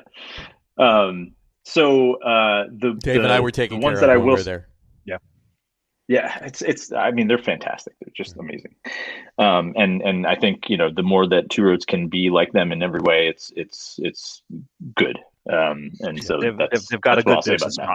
They've got a good business model. It's awesome. Yeah, they're great. They're great up there. Good people, good beer. Yep. But my actual top three is okay. So I don't know if I can order these. That's the biggest issue that I've had. You don't have to order them. No need to. Okay. All right, I'm gonna go out of order here. Just my favorite three, and I think we talked about this before the show, but I will caveat this with my time in Maine is mostly spent floating on a pond, on a lake, which is what we call a lake in New Jersey. Lake pond in Maine, lake. Yeah, in New right. Jersey. Right. So I've in Rhode Island. Huge bodies of water they call ponds. I know it's crazy. In Jersey, you can probably skip a stone straight across a pond. Right, exactly. Yeah. There's a pond down the street here. It's fine. There's a pond in my neighbor's backyard. I don't think you were floating in that. So. Right. Yeah. When it rains too hard, a lot of our streets have ponds. Right. Yeah. Right. They're natural Jersey ponds. Exactly. Great fresh water too. So like, yeah, right. Drink right out of it. So I can't say that I'm completely. You guys will probably name name breweries that I don't know, honestly. So I hope you do, because I need to visit more. So most of my trips are on a rainy day or something. But the three that come to mind. I don't know. Have you ever heard of this brewery called Bissell Brothers? I've never. I think never heard of it. I think I don't know. I don't know anything about it. How's that spelled? Like the vacuum? I mean, the vacuum company. They have. Yeah, they're in a. Are they in the logo is like. What is this bees? Bissell Brothers I don't know. you speak of? I don't know. There might be an empty can right near you. Oh, whoops. There they are. Yeah, all right. No, they've been great, and I was able to. Oh, I meant to say this before. The Maine brew bus. I don't know if you guys have either done that before. I haven't done it, but it nearly ran me over on this trip. It was definitely an accident. Those guys are great. I expected it to be bigger. Right? It's a short bus. Yeah. Bigger. No, it's a short bus. It's a short bus. I really expected that bus to be for bigger. The special people. So. Yes, yeah. They give you a helmet on the way in. Right, so. Don't lift the windows. Yep. Right. So. But those guys behind that are fantastic, and I've got to hang out with them a couple times and actually take the Maine brew bus. And so anyway, my point was, when I went with them once, we got to go to the Bissell, the original Bissell location. and those Which guys is are so over nice by then. And Industrial Way, right? which is by Allagash. across from Allagash. Yeah. And that was like every at the time, brewery starts out. It's like a main thing. You have to start out across from Allagash, and then you expand and go somewhere else. Yeah, Austin Street was the latest that moved over. Maine was there too, but Maine Brewing was there before they went to Freeport. Yeah, absolutely. It's the proving ground. It's the proving ground. Industrial Way. If you can survive being in the shadow of Allagash, right, you can survive anywhere. Exactly. That is true. Gene said, "Is that a vacuum factory?" Make good beer at this vacuum place. They really do. Very good beer. Exactly. So Love it. Yeah, so definitely Bissell. Bissell. Although, yeah, I mean, they're it's crazy. Like that, I only was able to get to 2 breweries on this past trip. They were one of them. They were slammed. I mean, it was a Saturday, of course, or no, it was a Friday, I think. But anyway, it would, they're usually slammed no matter what day it is. So. Yeah. Yeah. Actually, it wasn't so bad on the Thursday we went. So. Yeah. We were there on Wednesday, and it wasn't too bad. But we were there like maybe an hour after they opened too. So I mean, yeah, that's same. Yeah, we were too late. Yeah, but just pop in, get some beers, and head out. It's fine. Yeah. So that's not number one, but one of. Oxbow was able to stop in there again. The brewery or the blendery in town? In Portland, where I was. In Portland, you don't remember where I was? Yes. In Portland, you were at the blendery then. The blendery, yes, it is the blendery. That is correct. Yeah. And I forgot that was. You've got to get duck the fat poutine. fries next door. The poutine. Yes, we absolutely got the poutine. Yep. Duck fat. Poor John, when he was there, they were out of eggs. They were out of eggs. He could not get an egg on his. I didn't. I was there the very next day. It was still ridiculously delicious, mind you. But when you put the egg on there, boom, it's up here. Yeah, it was good. Next level. Yeah, that place is fantastic. It's been nice to see like how they've expanded, and the duck fat, whatever you want to call it, shack is awesome. Duck fat, duck fat, Frit Shack. Frit Shack, yeah. Frit Shack. That's it, right? I said Frit Shack. Right. I said that. You said Frit. I said Frit. No, it was Frit. Rewind. Freak. It's not a freak shack. The duck fat friggin' shack. Friggin' shack. And then my last one is haven't been there now. We didn't get a chance to stop in this past time, but I really enjoyed it last time, and I'd be curious to see if either of you have stopped in. But Nonsuch. I've not been to Nonsuch. In Scarborough. Yep. So that one's a little closer to the cabin. Yeah, that's further inland than I usually go. Yeah. That's fair, and that's why we were able to go to it. And it's actually a restaurant as well, and the food was really, really good, and the beers were good. So just wanted to kind of throw that out there and see if anybody had tried it. But again, it's been now probably 3 years since I've been there, so hopefully it's still really good. There you go. Well, probably anybody listening, if you have been to Nonsuch, let us know. How John hasn't been there in 3 years. Dave and I have not been there. Let us know how it is right now. I can imagine it's at least as good as it was when John was there, if not better. And let's hope that they survived the last year and a half too, and they're open back up again like everybody else, and on from there. I believe they are. All right. You want next, Johnny, or I'll go next if you want. That's fine. Yeah, go ahead. All right, I'll have at it. All right. I'll let you steal one of my thunders. I'll steal one of your thunders. It doesn't matter because it's we talk ahead of time and we know what each other's three are, exactly. And we do share one on this. We do share one, yeah. I will obviously we said not named Allagash for a reason, obviously, so we're going there. And I will give a shout out to Oxbow too with what John said. You have to give a shout out. I mean, it's ridiculous if you don't, But mine are in no particular order. These are in no particular order. I'm not giving them all. Which is rare for us. This is going to be rare because usually at least somebody is going to go in order. Mm-hmm. None of us are going to go in order this time. These are not. I'm not. One's not better than another. These are just my top three. Here we go. I'm going to give a shout out to a brand new brewery. I haven't been open that long. Bellflower. Bellflower is right in town, right in Portland. It's kind of centrally located between Rising Tide and Austin Street, which are together. No, Austin Street now. No, it's between Rising Tide and Austin Street. And Rising Tide and Austin Street are in one building. And then up the other end are Lone Pine and Goodfire. Right. Kind of in the middle of the two, because you can walk to all five, is Bellflower, and it's the owner is a former brewer at Trillium, and right out of the gate, they're brewing ridiculously good beer. And so Bellflower was the last brewery we visited on the 13th, the 9th. So I was so exhausted at that point, so bloated and full that I couldn't really enjoy, but I brought back a bottle. I told him to go there first after we split up. After we left for the Well, we went to Oxbow after. No, we went to Mass Landing because you also told me to go get the BLT at Mass Landing. Was I right? You were damn right. That BLT is ridiculous. That is a really good BLT. And then we went to Oxbow and got poutine on top of that, so you can understand why I was full. Of course. No, I get it. Then we took a nap. Took an hour nap, then wandered off down there. Yeah. Because you can walk from all those from where you and were. And our Airbnb that we had, if you came out of Oxbow, made a left, went cut through the 7-Eleven right there, and then continued to the left, we're the second house up. There you go. So you were right there. So we were in crawling distance. That's why you should have went there, last. But anyway, so Bellflower's, and talk to the guys there, and hopefully soon we're actually going to get them on the show too. And that's why I'm holding on to the IPA that I bought from there.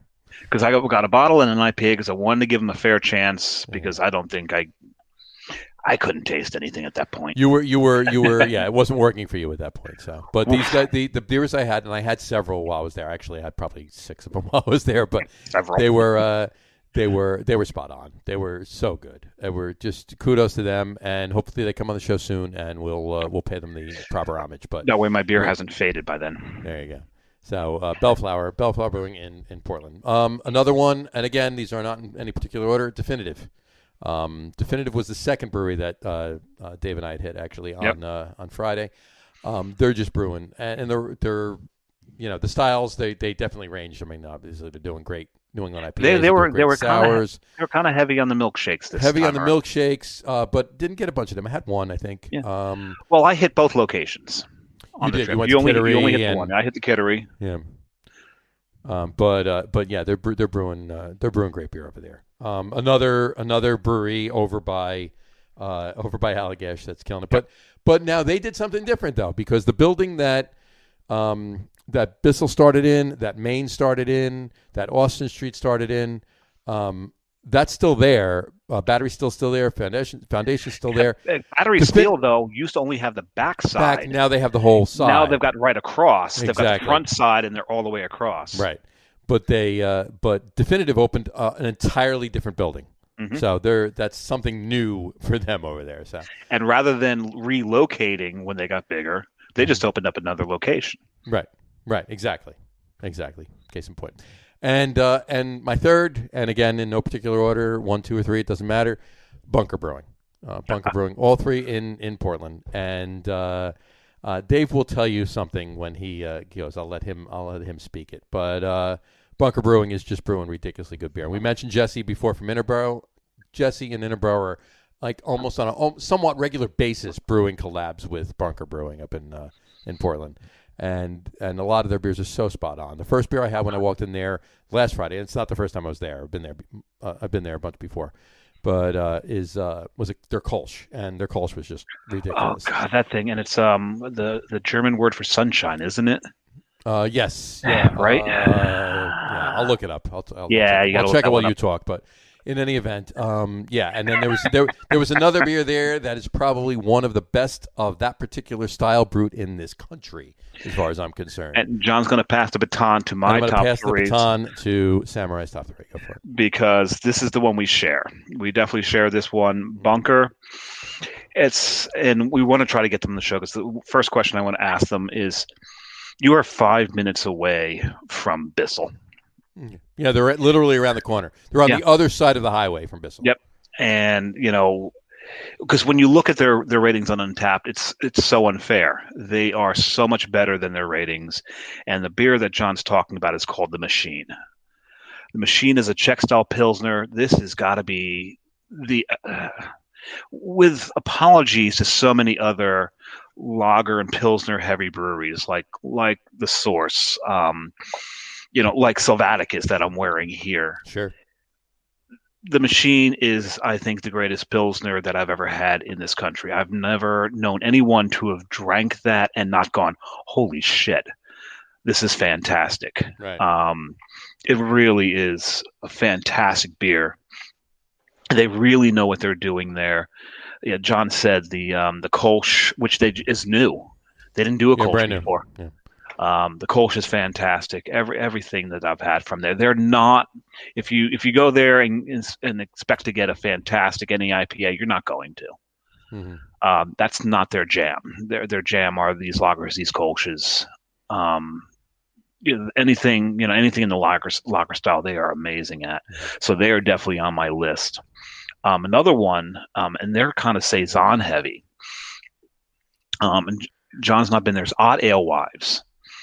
I stumbled upon this place. God, it was dark. I was driving along, and I had the map up because I didn't know where the hell I was. And I just saw this. My Google Maps knows me, and it pins the breweries. I mean, those things. I mean, I could have that thing set to national, and you'd see all the breweries pinned. It just does that automatically. And I saw this, stopped in there. Almost got picked up by a Sikh man who worked. He tried to pick me up. A Sikh man who worked at a pickle factory. Well, I don't want to know. Named Nikita. I'm leaving that alone. So, hi, Nikita. Nikita, a Sikh named Nikita that worked at a pickle factory, tried to pick you up. Yeah, it was interesting. You can't make that up. Cheers, Nikita. Cheers. Any rate, but their beer is absolutely fantastic. They I went there. They had only been open a few months, and they were dialed in, and they've done nothing but improve upon what they've got out there. So my third one, John mentioned Good Fire, and Good Fire was one that I was thinking of putting into my third, but then I thought one of the breweries that really surprised me on this trip. Especially since they've got like 4 locations, and when something's got so many locations, you think it kind of takes away from the beer a little bit, but it didn't. In Bar Harbor, we stopped at a place called Blaze. I think their original is in Biddeford, and they've got one in Camden. I forget where the 4th location is. And the food, my God, the blueberry barbecue wings were so good. But the beers were really good, and there's a guy up there, Mikey. Mikey originally worked for Equilibrium, and we talked to him for a while. A great bartender, really knows his stuff. So I got to put Blaze on there. So now that you've gone, Johnny's gone, and I've gone, it's time for Joe Granite to lose his shit. Okay. Joe Granite is going to lose his shit if we do not say that we have to give a special mention to Barreled Souls, because he said that. If nobody says Barreled Souls, I'm going to lose my shit. Go ahead and lose your shit, Joe. We didn't say it. Well, we didn't say it. As an honorable mention, Barreled Souls, John and I both passed up Barreled Souls. Well, John didn't because he had to pick some stuff up. I passed up Barreled Souls because at the time I was driving. We had a long day ahead of us. Everything that they had on their list was such a high ABV. Mm-hmm. You know, their pastry stouts are amazing, and they were heavy on the pastry stouts. They were heavy on the milkshakes. Look, high ABV milkshakes. Look, there's a place for all of that, and their pastry stouts are absolutely insanely ridiculously good, mm-hmm. and their milkshakes and some of their heavily fruited sours are insanely ridiculously good. Right, and Joe's favorite Superman Punch. Superman Punch is I got a 4-pack of it downstairs for him. So, but in any event, sorry to interject. I was just trying to think of the name of that beer because I've been there. It's been a couple of years again, but I bought Superman Punch, and is that the one that's like, is it Kool-Aid or Gatorade or something? No, they have Kool-Aid in it. There's Kool-Aid in it. Yeah. But I was trying to think of the name of that. That's awesome. But Barreled Souls, when they first opened years and years ago, it was all about barrel-aged beers, right? And it wasn't barrel-aged pastry stouts, and it wasn't barrel-aged sours. It was barrel-aged barley wines, barrel-aged imperial stouts, blends, and all of that. And they were so good. And again, everything they're doing now is ridiculously, insanely good too. But it was different. They rolled with the times, and they changed and everything else. So when I was there, actually, I had a barrel-aged barley wine. Just a barrel-aged barley wine, and it was insanely good. So everything they're doing there is crazy good, but I just, at that time during the day, and I still had an hour and 45-minute ride plus with traffic to Boston, I'm like, I can't have all of these. But that's not an excuse. 12% pastry stouts. So. It's not really an excuse for leaving them off the list. I think they're not on my list because my palate's changed through the years. Yeah, that's true. As you can tell, I'm starting to trend more towards Pilsners, more the session IPAs. Mm-hmm. I do love my stouts. Pastry stouts, maybe not as much. Right. The sweetness. Yeah, it's the sugar. It's the sweetness of it. I'll drink a good pastry stout. It's like anything else. Like if you're having drinks, if you're having cocktails, right? Yep. You drink a lot of sugar in cocktails. The hangover the next day. Bahama Mamas and this and that and all of that stuff, right? Your head is like the next day. But if you're drinking, even if it's higher ABV, if it's not that sweet, it's all about the sugar, right? And if you're in the Facebook group that we're in with Joe, you will know how often he's got a massive hangover the next day after drinking. Every time he's drinking. Don't know why. I wonder why. Joe, let us know. What is it? I'm never drinking again. Yeah, you are. You're going to do this again until the next day, right? Although I do have to say, I have to give him kudos. He actually came down last Tuesday, the day before we left to go on this trip. He came down with his wife and daughter, and he and I did not have a beer. What? We did not have a beer. Did not. This does not compute. Does not compute. Does not compute. It was very odd. It was very. We looked at each other like, did we just not have a beer? Did you have a cocktail? Nothing. We went to the beach.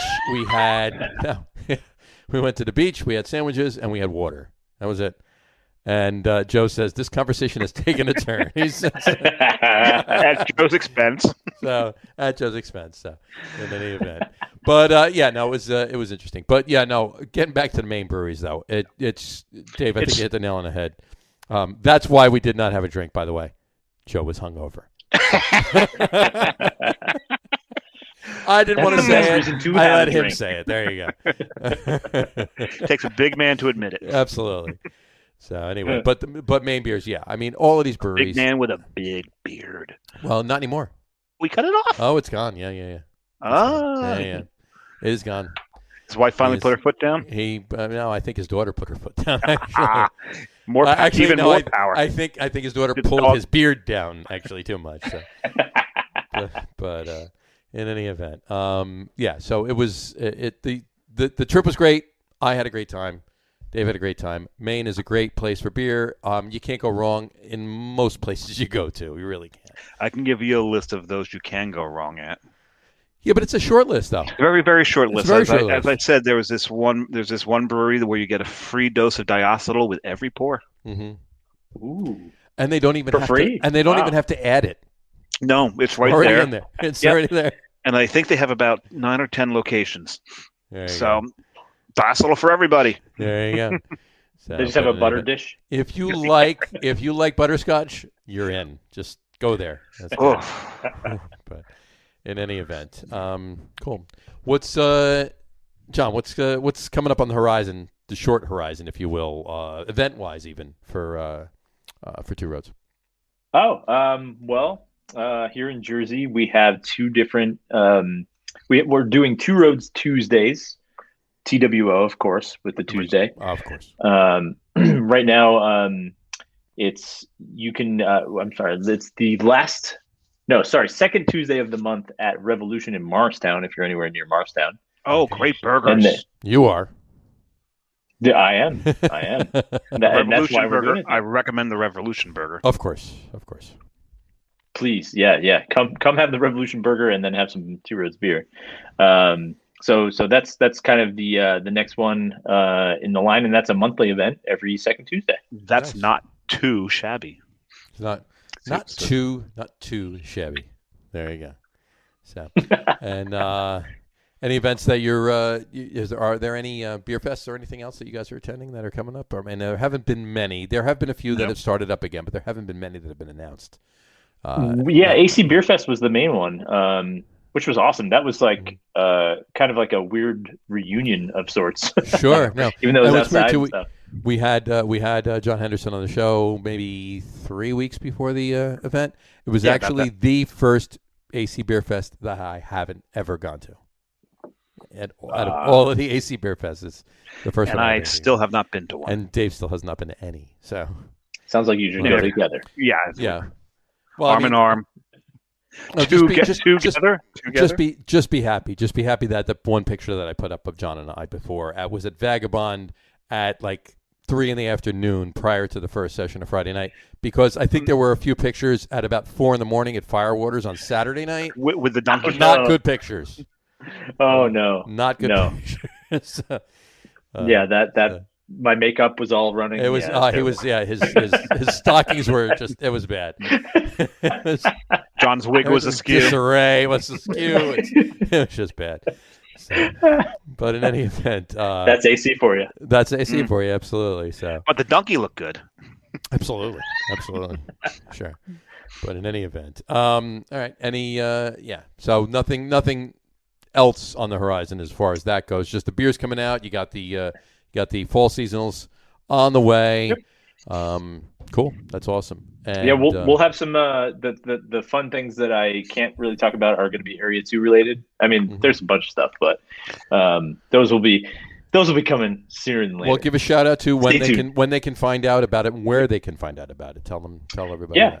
So your easiest bet is Instagram, Two Roads, TWO Roads Brewing on Instagram, and then also we have individual accounts for each of our systems, so you can actually follow Area 2 Brewing as well. So you can see what's going on in each brewery. I mean, they're all interconnected, but also sure. We do actually have different events happening at Two Roads and Area 2. So follow both and check out what's going on there, and good stuff coming out of that. Awesome. And look for the Two Roads Lager Room guys collab soon. Yep. Well, it's going to be barrel aged tomorrow. Tequila barrel.